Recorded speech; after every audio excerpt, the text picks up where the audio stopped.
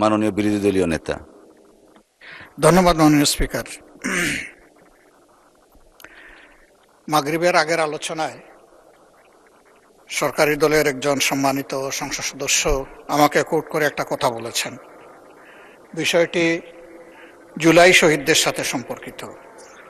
তিনি বলেছেন, শহীদদের সংখ্যা যদি 800+ হয় তাহলে আমি 1200 বাড়িতে গেলাম কিভাবে, ফ্যামিলিতে গেলাম কিভাবে। ওনাকে আমি এখন দেখছি না, আমি এখানে উনি থাকলে ওনাকে বলতাম যে হিসাবটা মাননীয় প্রতিমন্ত্রীর কাছ থেকে বুঝে নেওয়ার জন্য। সালাউদ্দিন টুকু সাহেব তার বক্তব্যে নিজেই বলেছেন যে শুধু জাতীয়তাবাদী দল এবং তার অঙ্গ সংগঠনের লোকরাই শহীদ হয়েছে 1000-এর ঊর্ধ্বে। আমি যদি তার কথাটাই সমর্থন করি তাইলে হিসাবে এখান থেকেই তিনি পাবেন, আমার কাছে কষ্ট করে আসতে হবে না।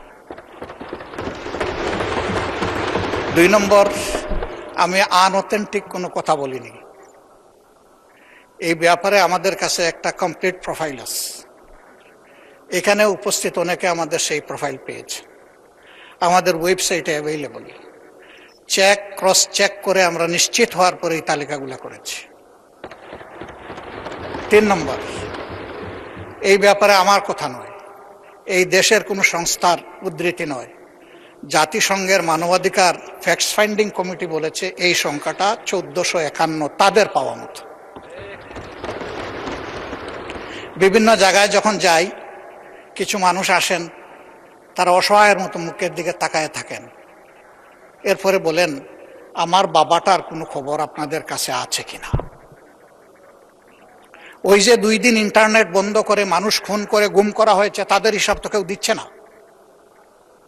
এ সংখ্যা তো আরো বেশি।